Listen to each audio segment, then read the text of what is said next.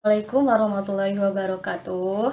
Saya Dina Mardiana bersama rekan kelompok pertemuan ke-15 akan menyampaikan atau menjelaskan tentang riba jual beli emas pada fikih muamalah 3 dengan dosen pengampu Bapak Wawan Gunawan.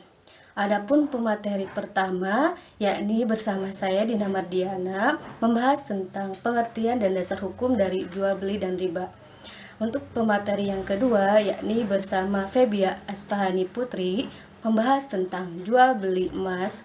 Untuk pemateri yang ketiga, yakni oleh Pipi Pujianti, membahas tentang riba jual beli emas. Dan yang terakhir, yakni Rianti Oktaviani akan menjelaskan tentang riba jual beli emas secara tidak tunai. Untuk pembahasan yang pertama, yakni pengertian atau definisi dari jual beli dan riba.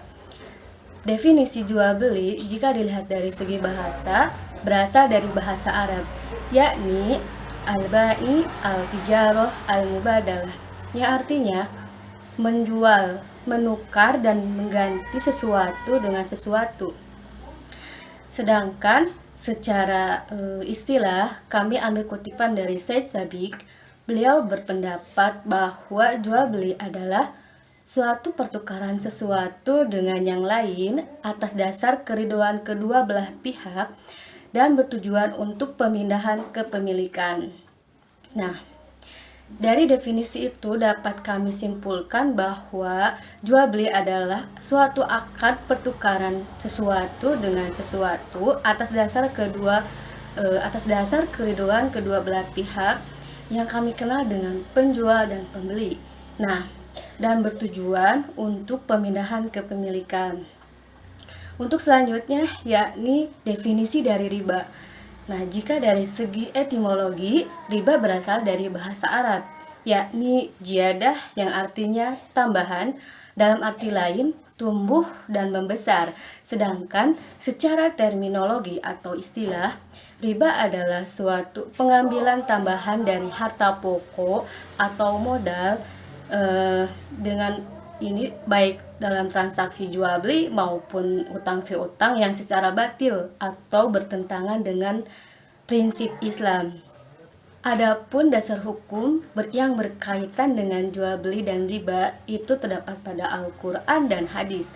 Dalam Al-Quran sendiri kami temukan pada surat Al-Baqarah ayat 275 yang isinya A'udzu billahi minasyaitonir rajim. Bismillahirrahmanirrahim.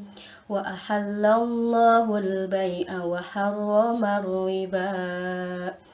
Al-ayah yang artinya dan Allah telah menghalalkan jual beli dan mengharamkan riba. Nah, selanjutnya terdapat pada surat Ali Imran ayat 130 yang isinya Ya ayyuhalladzina amanu la ta'kulur riba ad'afan mudha'afatan wattaqullaha la'allakum tuflihun. Al-ayah yang artinya Allah Subhanahu wa taala bersabda, "Wahai orang-orang yang beriman, janganlah memakan riba dengan berlipat ganda dan bertakwalah kepada Allah agar kamu beruntung." Nah, ada juga dalam hadis yang kami temukan pada hadis riwayat Ahmad yang isinya An Rafi ibni Khadizin qala Qila ya Rasulullah ayyul kasbi atyab qala amalu rajuli biyadihi wa kullu bai'im mabrurin. Yang artinya dari Rafi bin Khadiz, ia berkata Rasulullah Shallallahu Alaihi Wasallam ditanya, "Wahai Rasulullah, pekerjaan apa yang paling baik?" Beliau menjawab, "Usaha seseorang dengan hasil tangannya sendiri dan jual beli yang baik." Nah, ada juga terdapat pada hadis riwayat Abu Daud nomor 2895 yang isinya Hadatsana Ahmad bin Yunus, Hadatsana Zuhair, Hadatsana Shimak, Hadatsani Abdurrahman bin Abdillah bin Mas'ud an abihi qala la'ana Rasulullah sallallahu alaihi wasallam akila riba wa mu'kilahu wa syahidahu wa katibahu. Yang artinya telah menceritakan kepada kami Ahmad bin Yunus, telah menceritakan kepada kami Juher, telah menceritakan kepada kami Syimak, dan telah menceritakan kepadaku Abdurrahman bin Abdullah bin Mas'ud dari ayahnya, ia berkata, Rasulullah Shallallahu Alaihi Wasallam melaknat orang yang memakan riba, orang yang memberi riba, orang yang saksinya dan penulisnya. Hadis riwayat Abu Dawud. Dari beberapa dalil itu, para ahli fikih telah sepakat bahwa hukum dari jual beli itu halal dengan cara yang mabrur, tentunya sesuai dengan ketentuan prinsip Islam. Nah, hukum dari riba adalah haram karena bertentangan dengan syariat Islam, dan Allah Subhanahu wa taala telah memperingatkan kita untuk menjauhkan riba karena riba suatu saat akan merugikan. Nah, selanjutnya pembahasan akan disampaikan oleh Febia Asfahani tentang jual beli emas. Assalamualaikum warahmatullahi wabarakatuh. Saya Febia Asfahani Putri akan coba menjelaskan poin yang berikutnya setelah teman saya barusan telah memaparkan materi sebelumnya. Saya akan menjelaskan tentang materi jual beli emas. Bismillahirrahmanirrahim. Jual beli emas pada dasarnya telah dilakukan sejak zaman Rasulullah Shallallahu Alaihi Wasallam. Masyarakat menjadikan jual beli emas sebagai alat tukar menukar barang yang dibutuhkan, sehingga seringkali terjadi kecurangan jumlah di mana tukar menukar emas yang nilainya tidak sama atau pembayarannya dilakukan secara tidak tunai, yang mengakibatkan kerugian pada pihak lain. Sehingga Rasulullah sangat melarang praktek jual beli emas yang mengandung kecurangan dan riba dalam jual beli. Emas merupakan komoditas unik, di mana satu-satunya barang yang ditimbun, sementara komoditas lain diolah kembali untuk dikonsumsi. Telah disepakati oleh sebagian ulama atau ijma dalam jual beli, emas dan perak dikategorikan sebagai barang ribawi, dikarenakan ilatnya sama, yaitu sebagai patokan harga dan merupakan sebagai alat pembayaran yang sama fungsinya seperti mata uang modern. Dan dikarenakan sebab itu, emas dan perak bisa dijadikan mata uang, sehingga para ulama hadis memahami uang berasal dari emas sebagai mata uang sejenis, yaitu emas dengan istilah dan ukuran yang berbeda. Dalil khusus dalam Al-Quran tidak ada spesifikasi yang khusus tentang jual beli emas. Adapun dalam hadis ada dalam hadis yang berbunyi seperti ini. Salah satunya hadis tentang jual beli emas yang artinya dari Umar bin Al-Khattab radhiyallahu anha, Rasulullah Shallallahu alaihi wasallam bersabda, jual beli emas dengan emas adalah riba kecuali secara kontan. Jual beli perak dan perak adalah riba kecuali secara kontan. Jual beli gandum dengan gandum adalah riba kecuali secara kontan. Jual beli tepung gandum dengan tepung gandum adalah riba kecuali secara kontan. Hadis riwayat Bukhari Muslim. Dapat disimpulkan bahwa hukum asal jual beli emas adalah boleh. Tukar menukar emas dengan emas wajib memenuhi syarat takabud, tamatsul, dan hulul. Takabud sendiri adalah sepakat serah terima antara harga dan barang. Tamasul adalah sepakat dalam kesamaan takaran dan timbangan. Dan hulul adalah diketahuinya jatuh tempo atau masa pelunasan. Bila jual beli itu dilakukan antara dua barang ribawi yang tidak sejenis atau mukhtalifai al-jinsi, maka wajib memenuhi syarat takabud dan hulul. Terima kasih. Assalamualaikum warahmatullahi wabarakatuh. Perkenalkan, nama saya Fili Pujanti. Saya akan melanjutkan materi yang selanjutnya, itu tentang riba jual beli emas. Riba jual beli disebut dengan riba bai yang objeknya adalah akad jual beli. Para ulama telah sepakat bahwa riba jual beli terdapat pada dua perkara, yaitu riba fadil dan riba nasi'ah.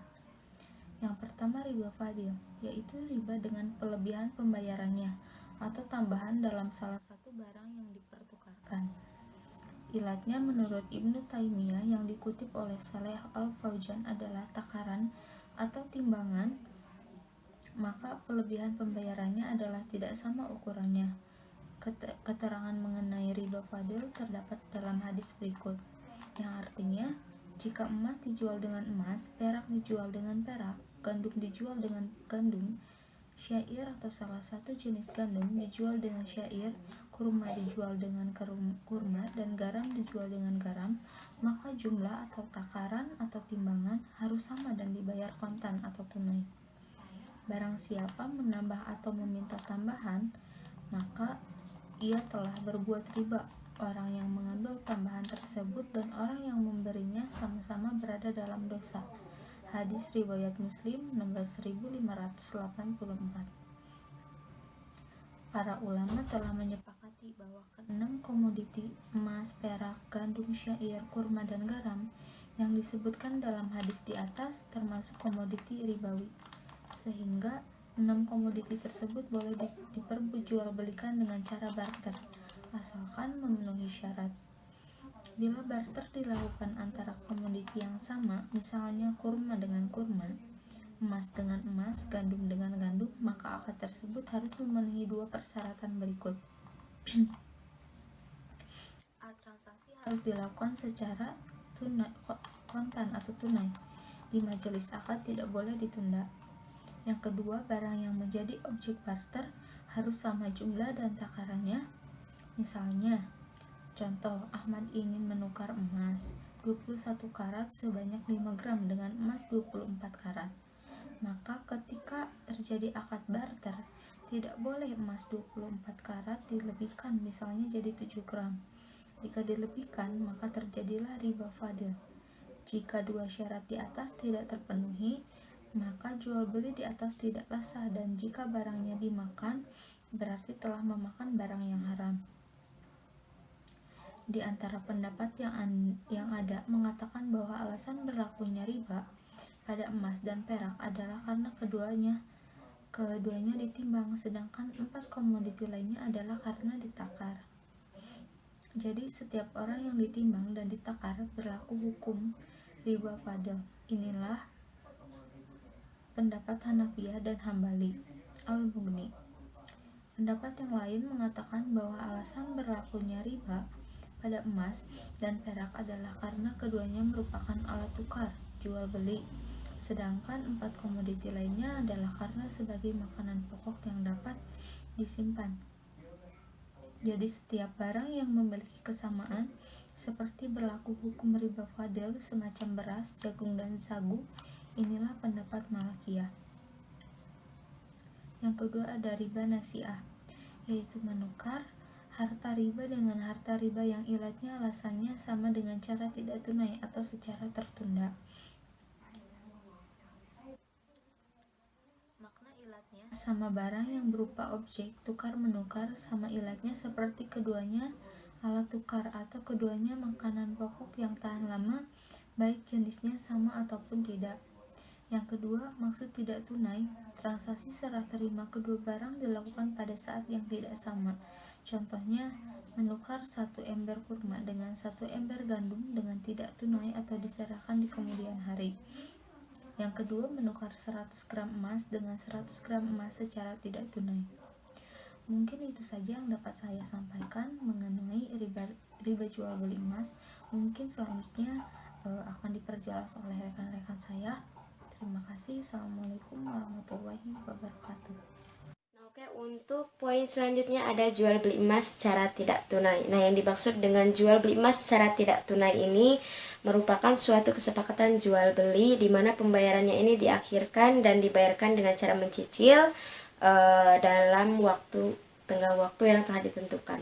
Nah, terkait kebolehan jual beli emas secara tidak tunai ini, Fatwa DSN MUI atau Dewan Syariah Nasional Majelis Ulama Indonesia ini mengeluarkan dalil yang disampaikan oleh Ibnu Qayyim, Ibnu Taimiyah, dan ulama-ulama kontemporer lainnya yang sependapat seperti Syekh Ali Jumu'ah dan Mufti Mesir Al-Diyar.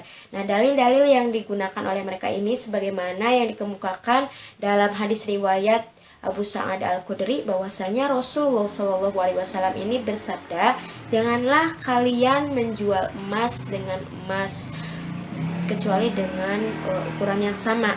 Nah, dan janganlah menjual emas yang goib atau tidak diserahkan saat itu dengan emas yang tunai." Hadis riwayat Bukhari bersumber dari Sidirum Hadis Sahih Al-Bukhari, kitab hadis nomor 2031 dalam Mausu'at Al-Hadis Al-Syarif edisi nomor 2 dari Global Islamic Company Software Company tahun 1991 sampai 1997. Nah, kemudian poin pertama yang disampaikan oleh Ibnu Taimiyah ini menyatakan bahwa boleh melakukan jual beli perhiasan yang terbuat dari emas atau perak dengan jenisnya tanpa syarat harus sama kadarnya atau tamathul. Nah, dan kelebihannya ini dijadikan sebagai kompensasi atas jasa pembuatan perhiasan, baik pembayarnya ini dilakukan dengan cara tunai maupun pembayarannya dilakukan dengan cara tangguh, selama perhiasan tersebut tidak dimaksudkan dengan sebagai harga atau uang. Nah, ini kutipan ini bersumber dari Ibid halaman 7. Nah, penyampaian yang disampaikan oleh Ibnu Taimiyah ini diperjelas lebih lanjut lagi oleh Ibnu Qayyim yang menyatakan bahwa perhiasan yang terbuat dari emas atau perak tersebut yang diperbolehkan karena pembuatan menjadi perhiasan yang diperbolehkan ini berubah statusnya menjadi jenis pakaian dan barang dan bukan merupakan jenis harga atau uang.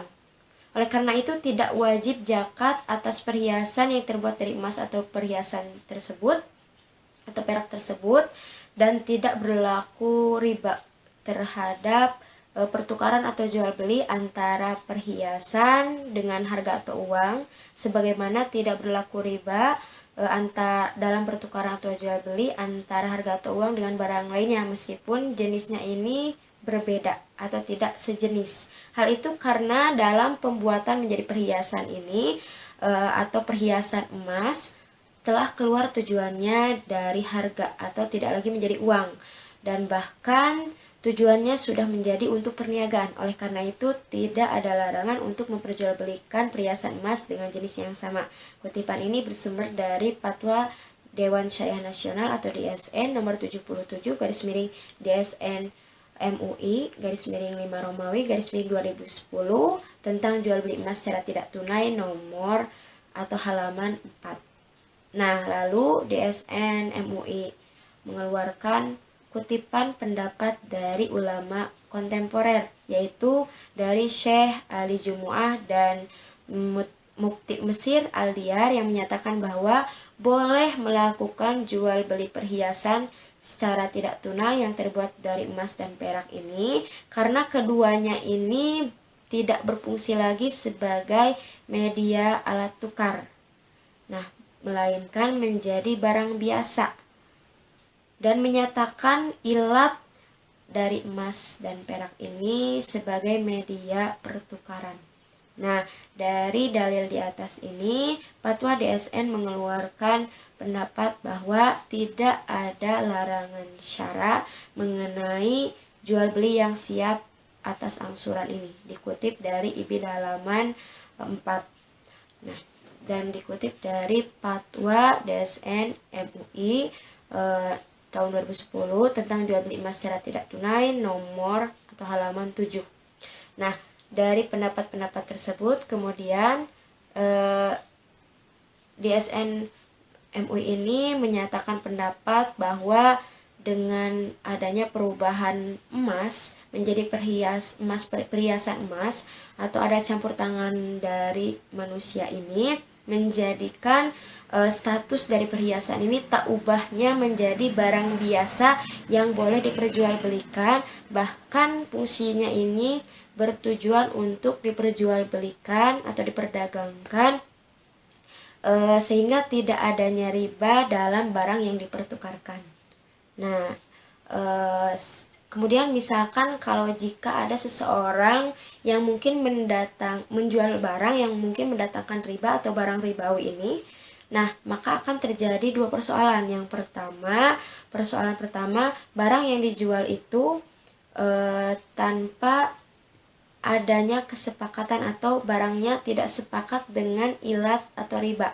Misalnya menjual barang makanan dengan salah satu mata uang, nah maka tidaklah adanya riba padanya. Yang kedua, misalkan seseorang menjual barang yang sepakat dengan sifat atau ilat ribanya ini, misalnya menjual dirham dengan dinar atau uang perak dengan emas, atau menjual barang makanan dengan makanan lain yang tidak sejenis, maka boleh berkurang atau berlebih, hanya disyariatkan harus kontan sama kontan dan timbang terima di majelis akad.